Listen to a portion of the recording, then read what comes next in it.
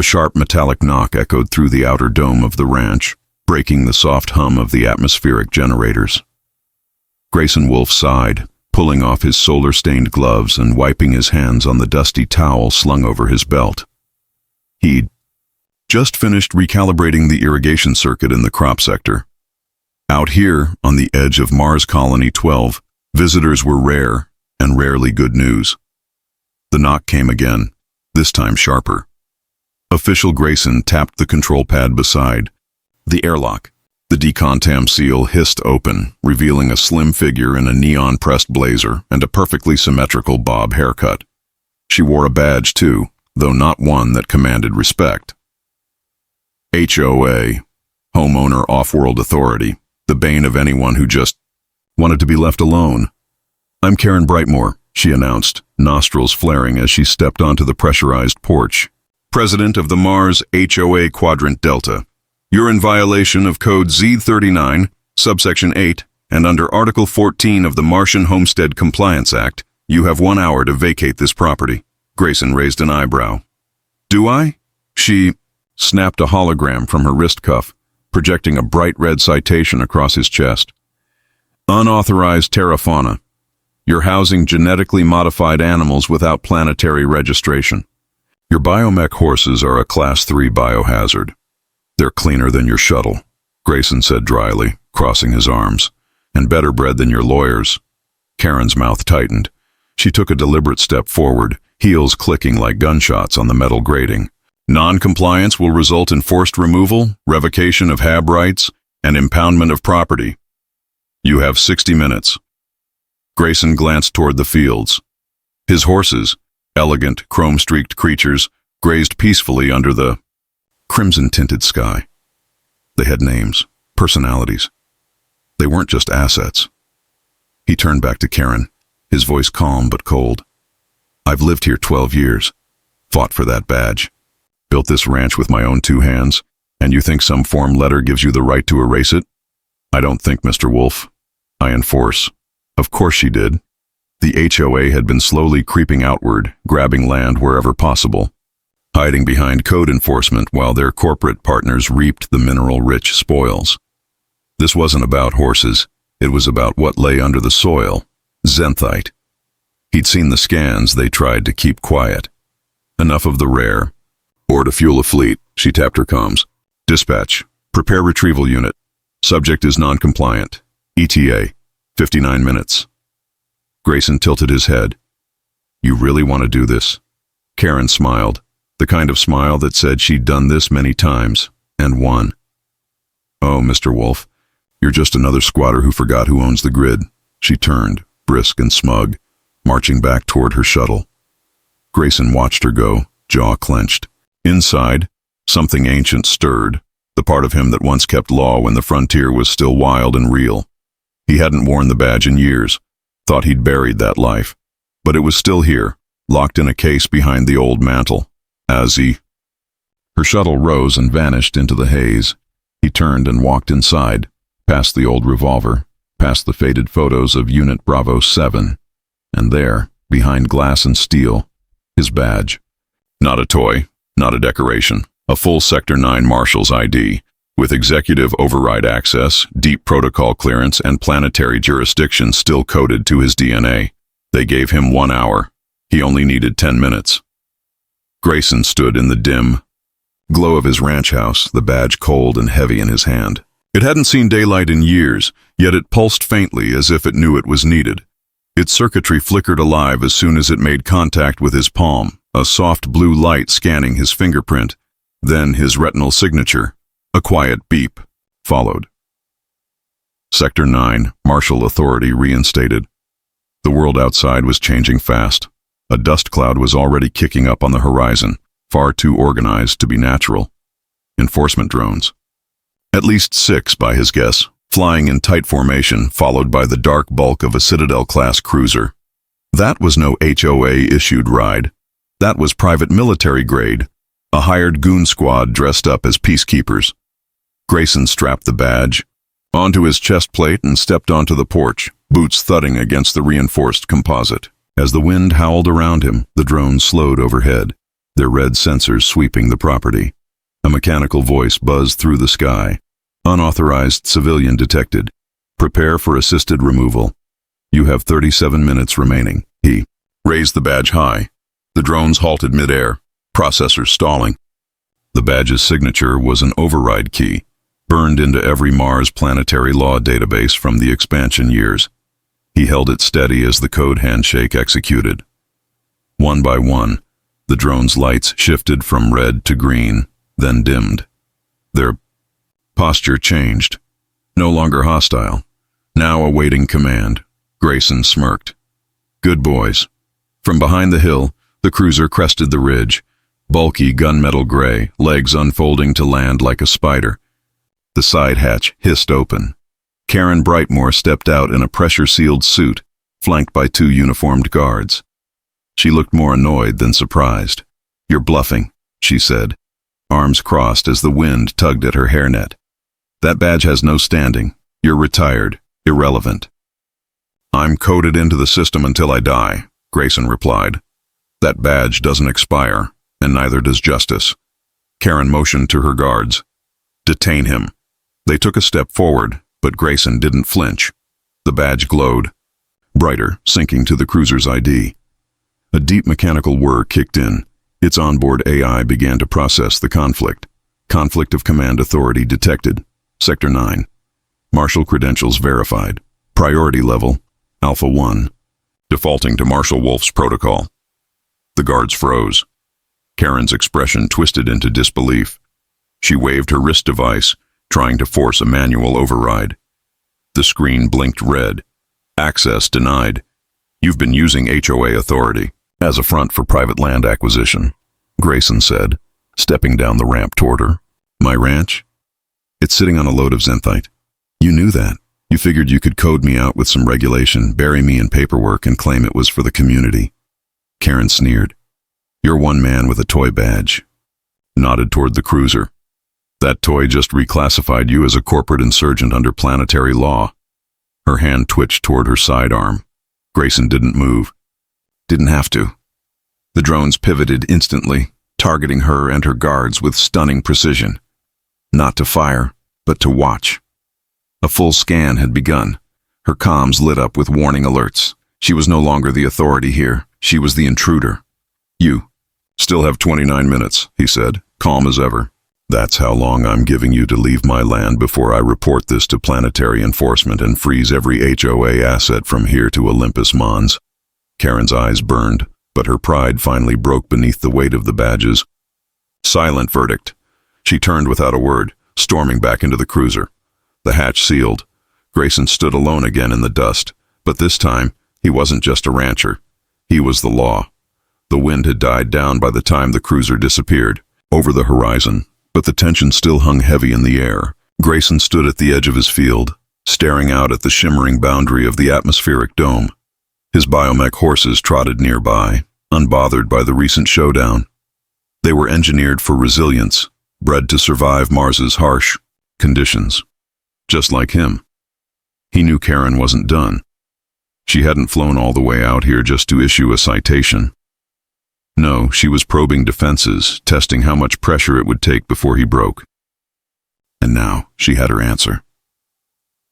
Grayson stepped back inside the ranch house and locked the heavy front seal.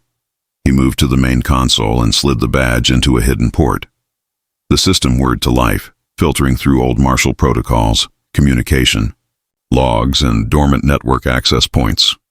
He was connected again, to more than just the drones, to the old grid, to the real enforcement net. A soft ping echoed in the quiet room. Secure channel available. Former Unit Bravo 7. Status, retired reserve. He hesitated only a second, then tapped the screen. Grayson? The voice was gravelly, tired, and unmistakably familiar. Been a long time? Too long, Marshal Ivy, Grayson replied. And I'm sorry to say I wouldn't be pinging you if it wasn't trouble. There was a pause, then a chuckle. It's always trouble with you. Grayson laid out the situation. Karen, the HOA, the fake violations, the armed drones, and the Zenthite beneath his land. Ivy whistled low. They're getting bolder. Heard rumors of HOA enforcement squads strong-arming landowners out in Sector 12, but no one's had proof. I've got enough now, Grayson said. Badges still work, protocol still holds. But I can't hold off a corporate-backed force alone, not forever. You won't have to. The line clicked and buzzed. Then Ivy added, sending a ping out to the rest of Bravo. You'll have backup within a soul, maybe sooner. Grayson smiled for the first time that day. Appreciate it. Just do me one favor, Ivy said. Don't die before I get there. He ended the call and turned toward the front door, where the sky was beginning to dim. Mars dusk always came, fast and strange. The twin moons hovered low, casting pale shadows over the ranch. He moved to the barn, pushing open the reinforced doors and stepping into the scent of synth hay and motor oil. The horses lifted their heads, eyes gleaming with artificial intelligence. They weren't just smart, they were loyal. And now they were part of the plan. Grayson ran diagnostics on their systems, syncing their internal processors to his Marshall command net. Their armor plating hummed, energy levy.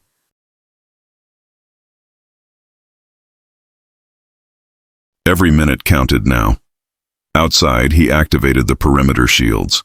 The ranch dome shimmered with defensive energy, not military grade, but enough to buy time.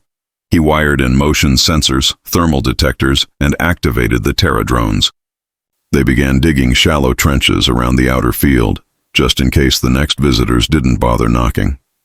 By the time the second sun dipped below the Martian ridge, Grayson had mapped out a full defensive grid. He wasn't just holding a ranch anymore, he was preparing a stand. Because this wasn't about one plot of land, it was about the principle. The frontier may have gone red and dusty, but justice hadn't died with Earth. And if Karen Brightmore came back, she'd find more than just an old cowboy waiting. She'd find a fortress.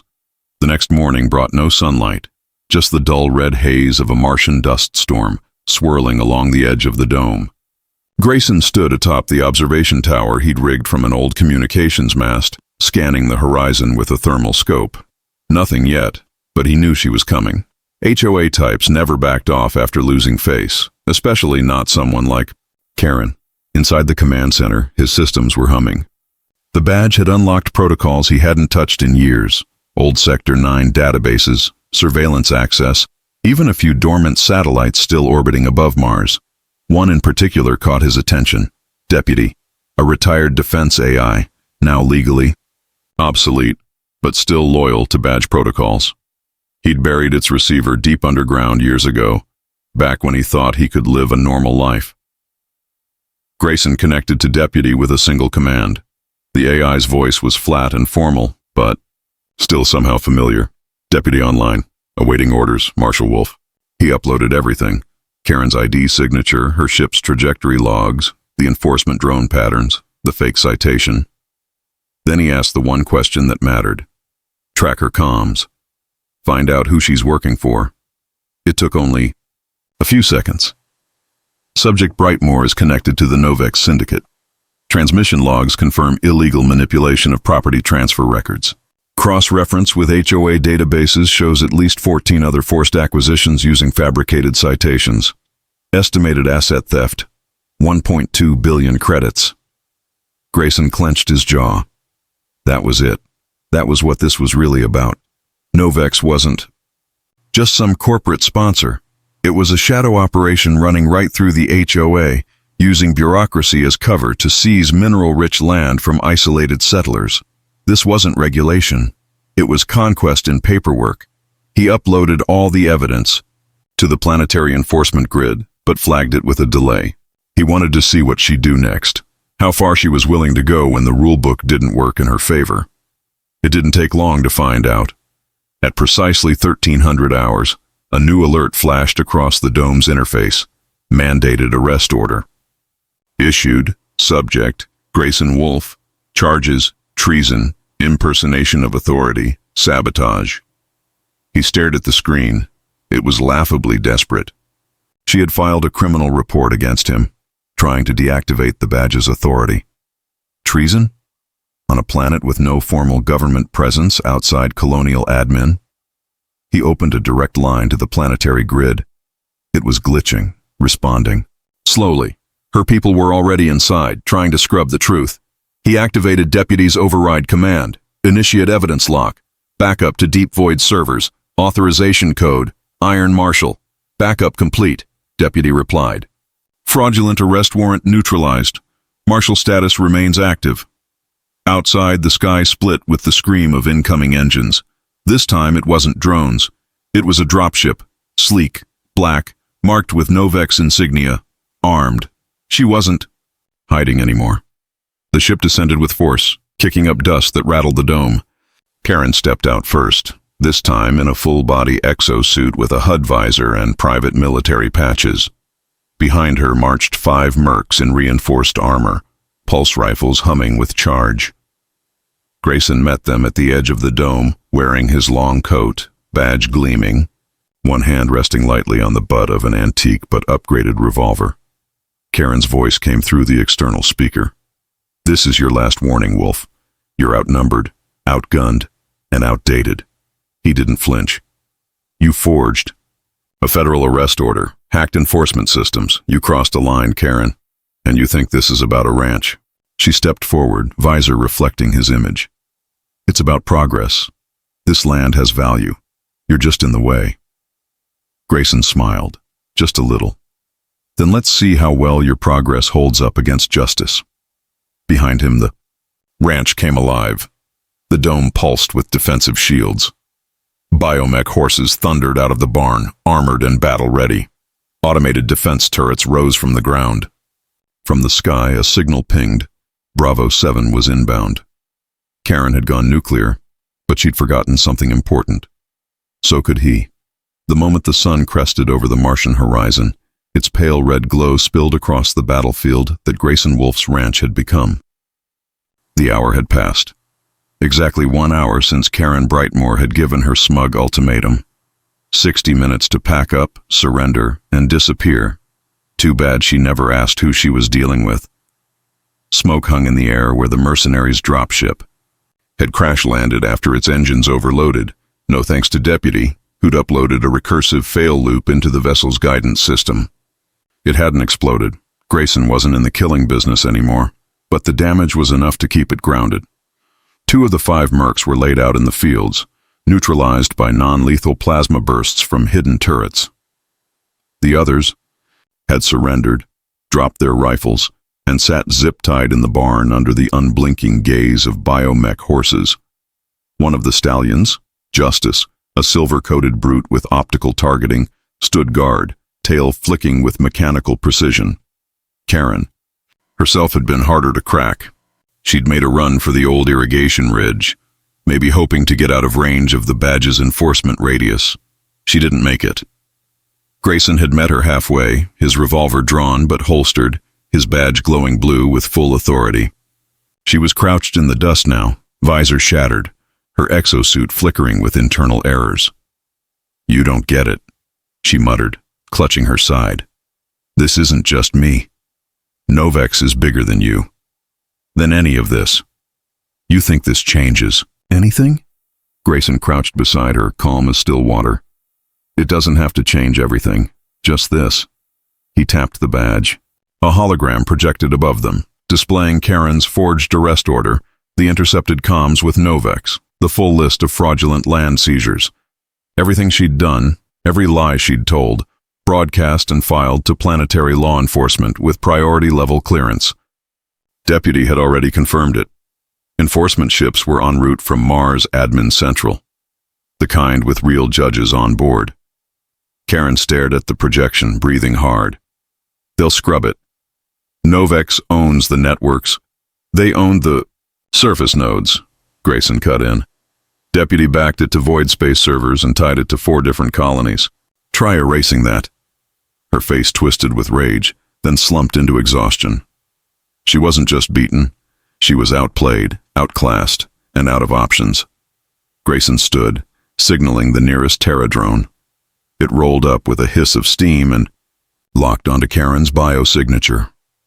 Restraints extended from its arms. Take her to holding. She's got a date with planetary enforcement. As the drone hauled her away, she shouted over her shoulder, You think you've won? You're just Delaying it. They'll come for this place. Grayson didn't answer. He just watched her go. Minutes later, the skies opened up again, not in violence, but in arrival. 3 sleek patrol ships dropped down just beyond the dome, kicking up dirt but broadcasting peaceful signals. As the hatches opened, Grayson saw them, old faces, familiar uniforms, Ivy, Marsh, Salazar, Bravo 7, his old unit, descending like ghosts out of legend. Ivy walked up to him, nodding with a wry smile. Still standing, barely, Grayson muttered. You always did have a flair for dramatic law-keeping, Grayson chuckled. Had to make it count. This is home. Ivy clapped him on the shoulder. And now it stays yours. That evening, with the mercs detained, the ranch restored, and the sky clear once more, Grayson stood on the porch. He looked out over his land, at the biomech horses grazing peacefully, at the glowing dome shielding him from the cold, endless red. The badge rested on his chest, warm, steady. Karen had given him an hour to leave. Instead, he'd taken that hour and reminded Mars what justice looked like.